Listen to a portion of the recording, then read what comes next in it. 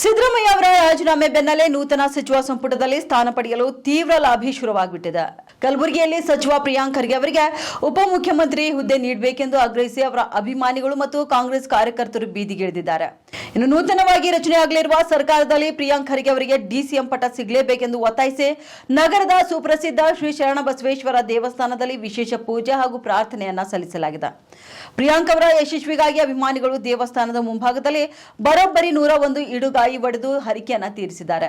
ಕಲ್ಯಾಣ ಕರ್ನಾಟಕ ಭಾಗದ ಯುವ ನಾಯಕನಿಗೆ ಸೂಕ್ತ ರಾಜಕೀಯ ಮನ್ನಣೆ ಸಿಗಬೇಕು ಎಂದು ಕಾಂಗ್ರೆಸ್ ಹೈಕಮಾಂಡ್ಗೆ ಕಾರ್ಯಕರ್ತರು ಈ ಪೂಜೆಯ ಮೂಲಕ ನೇರ ಸಂದೇಶವನ್ನ ರವಾನಿಸಿದ್ದಾರೆ. ಇವತ್ತಿನ ದಿವಸ ನಮ್ಮ ಗುಲ್ಬರ್ಗ ದೈವ ದೇವತಾದಂತಹ ಶ್ರೀ ಶರಣಬಸವೇಶ್ವರ ದೇವಸ್ಥಾನದಲ್ಲಿ ಪ್ರಿಯಾಂಕ್ ಖರ್ಗೆ ಅವರು ಮುಂದಿನ ಉಪಮುಖ್ಯಮಂತ್ರಿ 2026 ಉಪಮುಖ್ಯಮಂತ್ರಿ ಆಗ್ಬೇಕನ್ನೋ ಒಂದು ಪ್ರಿಯಾಂಕ್ ಖರ್ಗೆ ಅವರ ಅಭಿಮಾನಿಗಳ ವತಿಯಿಂದ ಹಲವು ದೇವಸ್ಥಾನಗಳಲ್ಲಿ ಇವತ್ತಿನ ಪೂಜೆ ಪುನಸ್ಕಾರ ನಡೆದಿದೆ. ಇವತ್ತು 101 ತೆಂಗಿನಕಾಯಿ ಒಡೆದು ಇವತ್ತು ರಾಜ್ಯದಲ್ಲಿ ಒಳ್ಳೆ ಹೆಸರು ಮಾಡಿಸುವಂತ ಯಾರಾದರೂ ಶಾಸಕರಲ್ಲಿ ಮೊದಲನೇ ಹೆಸರು ಬರೆದಿದೆ, ಅದು ಪ್ರಿಯಾಂಕ್ ಖರ್ಗೆ ಅವರ ಹೆಸರು. ಇವತ್ತಿಗೂ ಒಂದು ಕಪ್ಪು ಚುಕ್ಕಿ ಅವರ ಮೇಲೆ ಇಲ್ಲ.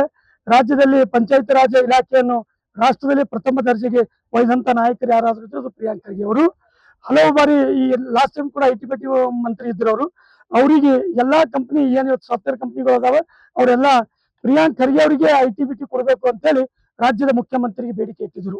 ಅಂತ ಒಂದು ಹೆಸರುವಾಸಿ ಮಾಡಿದಂತ ಪ್ರಿಯಾಂಕ್ ಖರ್ಗೆ ಅವರಿಗೆ ಈ ಬಾರಿ ಕೂಡ ಈ ಭಾಗಕ್ಕೆ ಒಂದು ಒಳ್ಳೆ ಅನುಕೂಲ ಮಾಡಿಕೊಟ್ಟಂತಾಗುತ್ತೆ. ಡೆಪ್ಟಿ ಸಿಎಂ ಆಗಿ ಅವರಿಗೆ ತಾವೆಲ್ಲ ಸಿದ್ದರಾಮಯ್ಯ ಸಾಹೇಬರಾಗಿರ್ಬೋದು, ಡಿ ಕೆ ಶಿವಕುಮಾರ್ ಸಾಹೇಬರಾಗಿರ್ಬೋದು, ರಾಹುಲ್ ಗಾಂಧಿ ಅವರಾಗಿರ್ಬೋದು, ಮಲ್ಲಿಕಾರ್ಜುನ್ ಖರ್ಗೆ ಸಾಹೇಬರಾಗಿರ್ಬೋದು, ಸೋನಿಯಾ ಗಾಂಧಿ ಅವರಾಗಿರ್ಬೋದು, ಇವರು ಎಲ್ಲ ಸೀನಿಯರ್ಗಳು ಒಬ್ಬ ಚಾಣುಕ್ಯತನ ಇದ್ದಂತ ನಿಮ್ಮ ಸಂಪುಟದಲ್ಲಿ ಉಪಮುಖ್ಯಮಂತ್ರಿಯಾಗಿ ಮಾಡಿದರೆ ನಮ್ಮ ಈ ಹಿಂದುಳಿದ ಭಾಗ ಕಲ್ಯಾಣ ಕರ್ನಾಟಕ ಭಾಗಕ್ಕೆ ಒಂದು ಶಕ್ತಿ ಕೊಟ್ಟ